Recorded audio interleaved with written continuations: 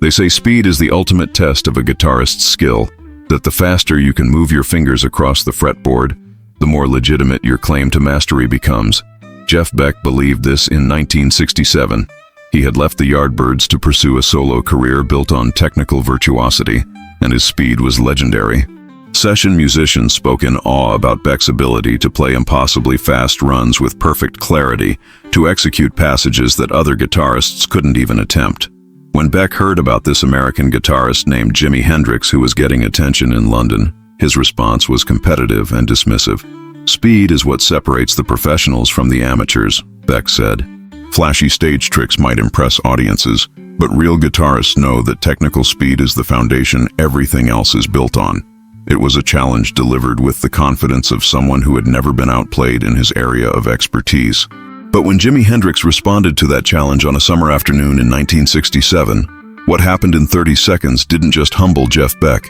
It made him so disturbed that he didn't touch his guitar for an entire week. And when he finally picked it up again, he had to completely rebuild his understanding of what guitar playing could mean. Before we step into that rehearsal space where Beck's confidence shattered like glass, hit subscribe, because what you're about to hear comes from the 8 people who witnessed the moment when the fastest guitarist in England learned that speed without soul is just exercise. Summer 1967. London is the center of the musical universe. The Beatles are in their psychedelic phase, recording Sgt. Pepper and pushing the boundaries of what studio production can achieve.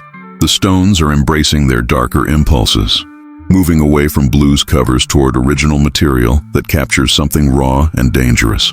The Who are smashing instruments and creating rock opera, and in the middle of this creative explosion, Jeff Beck is establishing himself as the guitarist's guitarist, the technical master who can do things with 6 strings that seem to violate the laws of physics. Beck is 23 years old, fresh from leaving the Yardbirds where he had replaced Eric Clapton and held his own in a band that was known for featuring exceptional guitar players. His playing is precise, fast, and innovative, incorporating elements of blues, rock, and jazz in ways that demonstrate not just technical facility, but musical intelligence. Jeff Beck's reputation is built on speed combined with control. He can play faster than almost anyone in London, but unlike guitarists who sacrifice clarity for velocity, Beck maintains perfect articulation even at tempos that seem impossible. His fingers move across the fretboard with mechanical precision, executing runs that sound like they've been played at normal speed and then sped up in post-production. Except they haven't been. That's just how fast Beck can actually play. Other guitarists watch him in rehearsals and recording sessions with a mixture of admiration and despair, knowing that they will never be able to match his speed, that Beck has access to a level of technical ability that requires not just practice, but some innate gift for coordination and timing. Beck knows this and takes pride in it.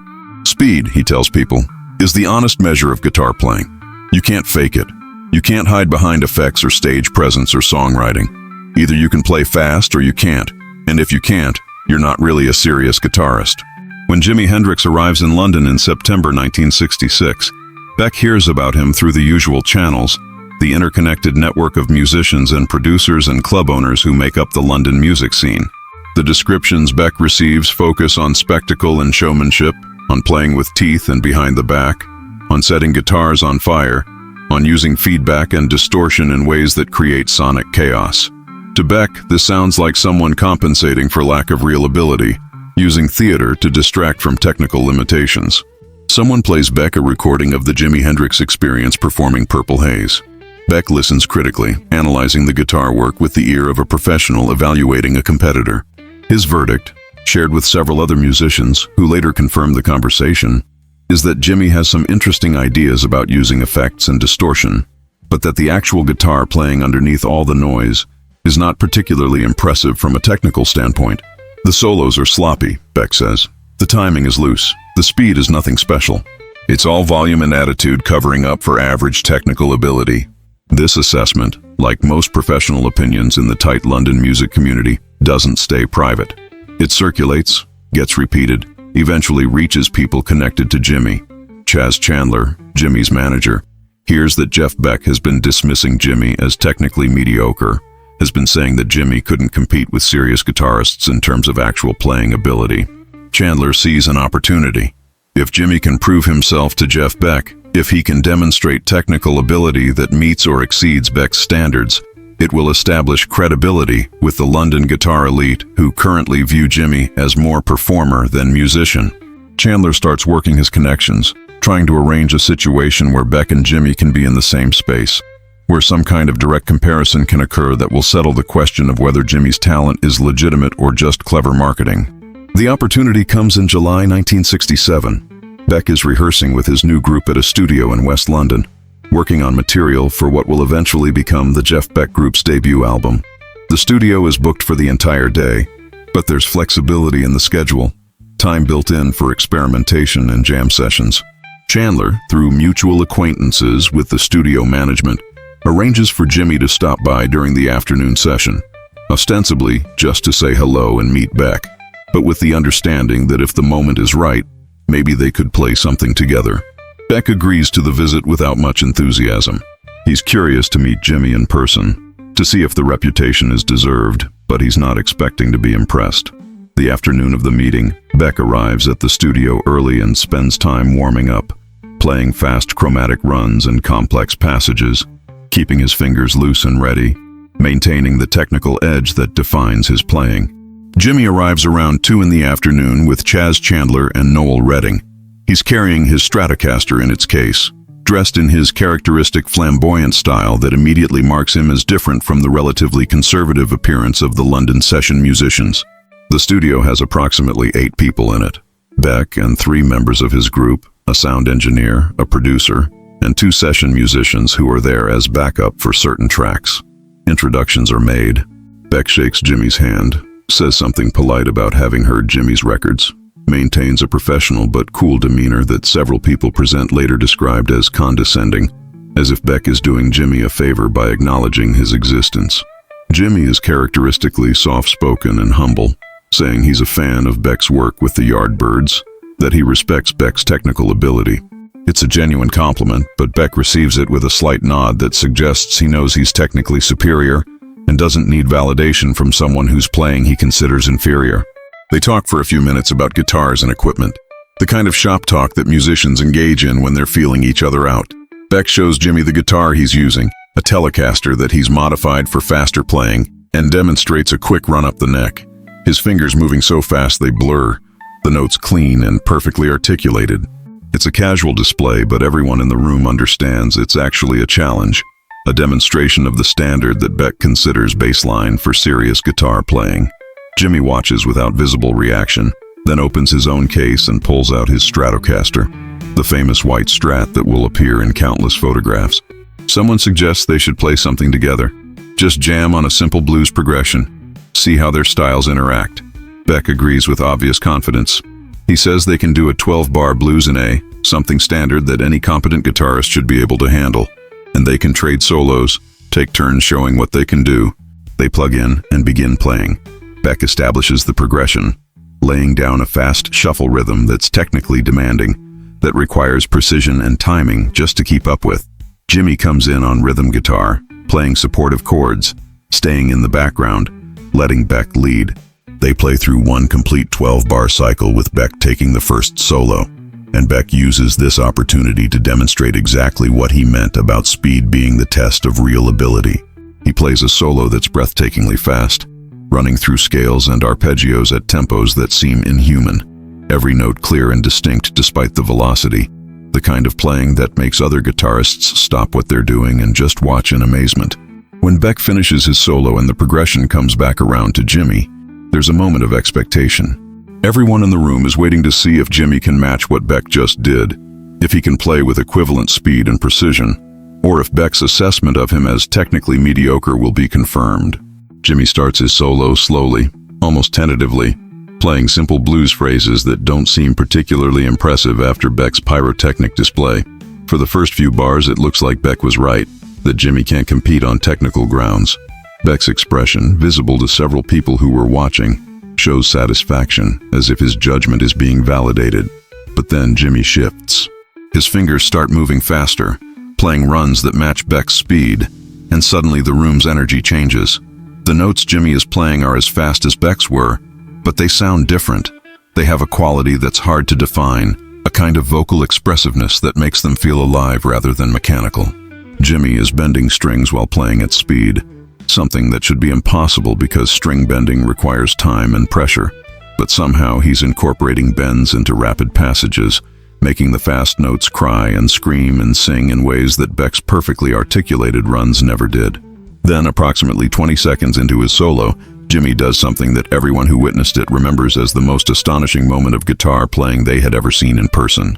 He plays a passage that combines speed with techniques that shouldn't be compatible with speed, moving his fingers at tempos that match or exceed what Beck just demonstrated, but simultaneously using feedback, using controlled distortion, using harmonic overtones, creating sounds that are coming from the guitar but that seem impossible to generate using conventional playing techniques.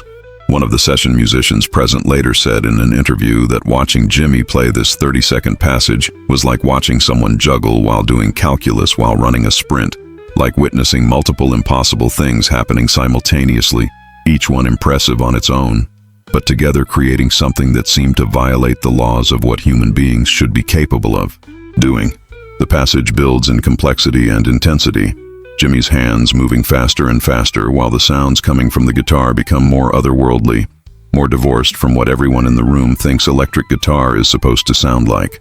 And then, right at what feels like the peak of impossibility, Jimi executes a run that is so fast, so technically perfect, and so musically expressive that it doesn't seem real. His fingers are moving faster than Jeff Beck's were. But unlike Beck's display of pure technical speed, Jimi's playing has emotion and narrative. It's telling a story at superhuman velocity. It's making the guitar speak in complete sentences at a pace that should reduce everything to meaningless blur, but instead creates crystalline clarity. The run lasts maybe 5 seconds, maybe less, and then Jimi resolves it back into the blues progression as if what just happened was completely normal, as if playing at that level of technical and musical sophistication simultaneously is something any guitarist should be able to do. The room goes silent. The other musicians have stopped playing. The rhythm section that was supposed to be supporting the jam has dropped out because they couldn't concentrate on their own parts while watching what Jimi was doing. Jeff Beck's hands have stopped moving on his guitar. He's standing completely still, staring at Jimi with an expression that multiple witnesses later described using the same word: devastated. The sound engineer, who had been running the recording equipment, later testified that he forgot to stop the tape, that he just sat there with his hand on the controls, unable to move, unable to process what he had just witnessed. The entire sequence, from when Jimi started his solo to when he resolved it back into the blues progression, lasted approximately 30 seconds. 30 seconds that completely shattered Jeff Beck's understanding of what guitar playing could be and what his own technical mastery actually meant in the face of someone who could match his speed while simultaneously doing things that Beck couldn't even conceptualize, let alone execute. Jimi finishes the blues progression and looks up, completely unaware that he's just destroyed the confidence of one of London's most technically gifted guitarists. He says something modest about that being fun, about enjoying the chance to play with Beck. Beck doesn't respond. He carefully sets his guitar down on its stand, the movement slow and deliberate, like someone handling something fragile that might break. He walks out of the studio without saying anything to anyone, just leaves in the middle of the session, walks out into the afternoon sunlight, gets in his car and drives away. The people left in the studio look at each other in confusion. Chas Chandler later said that he followed Beck out to the parking lot to see if he was okay, if something was wrong. Beck was sitting in his car, not starting the engine, just sitting there staring at the steering wheel. Chandler knocked on the window. Beck rolled it down. Chandler asked if everything was all right. Beck's response, remembered clearly and recounted in interviews decades later, was simple and devastating. "I can't do this anymore." The producer of the session, a man named Mickey Most, who had worked with Beck on multiple projects and who knew him well, later described what happened after Beck left as one of the strangest experiences of his professional life. Jimi stayed at the studio for another hour, talking with the other musicians, completely humble and unaware that he had just created a crisis for Beck. The other musicians kept telling Jimi that what he had just played was incredible, was beyond anything they had seen, asking him how he did it, where he learned those techniques. Jimi's answers were vague and modest, saying he'd been playing for years, picked things up from different people, just tried to make sounds that felt right. Most said that Jimi seemed genuinely confused by the intense reaction, didn't understand that he had just demonstrated a level of ability that made everyone else in the room question their own competence as musicians. Jeff Beck didn't come back to the studio that day. He didn't come back the next day either. The sessions were canceled because Beck was unavailable, no explanation provided. Mickey Most called Beck at home, asking what was going on, whether he was sick, whether something had happened. Beck's response was that he needed time to think, that he had to work something out, that he couldn't play guitar right now. Most pressed for details. Beck eventually admitted that watching Jimi Hendrix play had made him realize that everything he thought he knew about guitar was incomplete, that his entire identity as the fastest guitarist in London was based on a definition of speed that was too narrow, that didn't account for someone who could play just as fast, but who was doing 10 other things simultaneously that Beck had never even considered attempting. Beck said he needed time away from the guitar to figure out whether there was any point in continuing, whether his approach to the instrument had any value when compared to what Jimi could do. Most tried to reassure Beck, told him that he and Jimi had different styles, that speed wasn't the only measure of a guitarist's worth, that Beck's technical precision had value even if Jimi could do things that Beck couldn't. But Beck rejected this reassurance.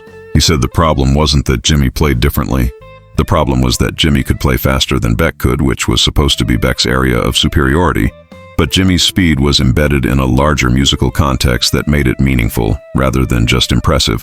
Beck said that his fast playing now seemed like showing off, like technical exercise without musical purpose, and that he didn't know how to play any other way, didn't know if he could develop the kind of musical sophistication that Jimi demonstrated where every note served expression rather than just displaying ability. For 1 week, Jeff Beck didn't touch his guitar.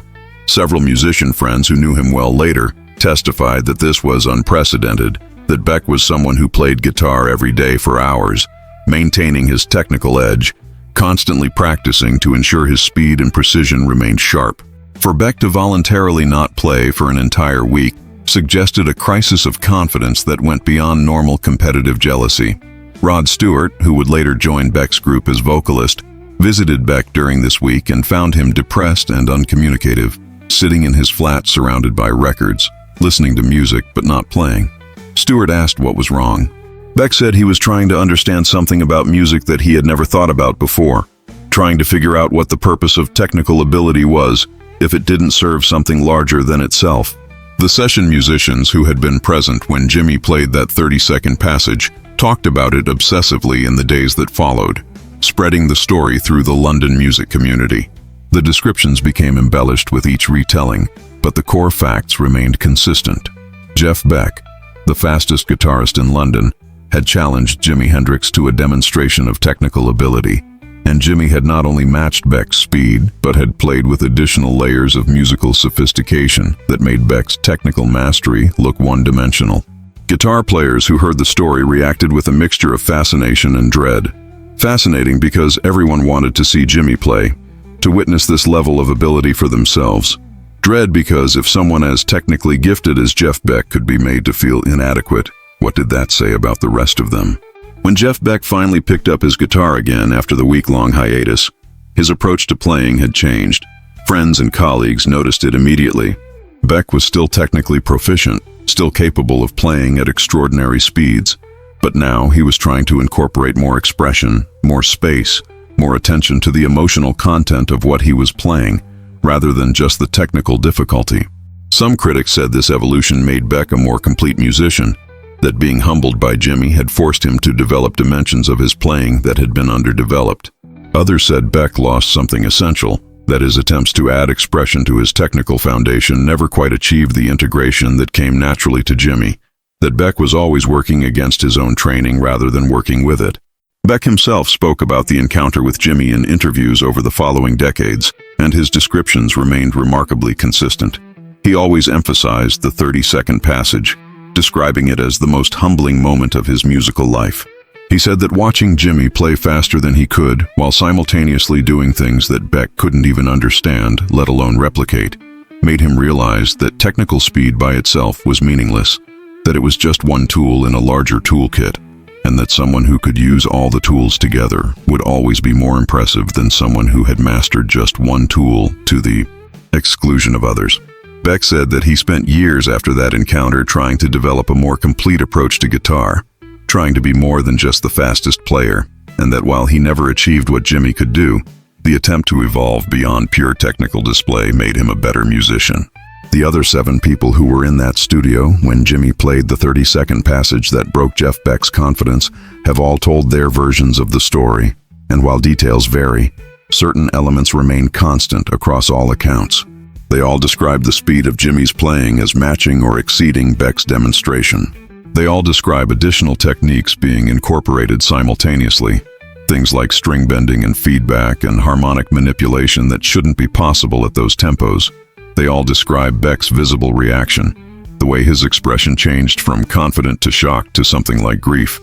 They all describe Beck leaving without explanation, just walking out in the middle of the session.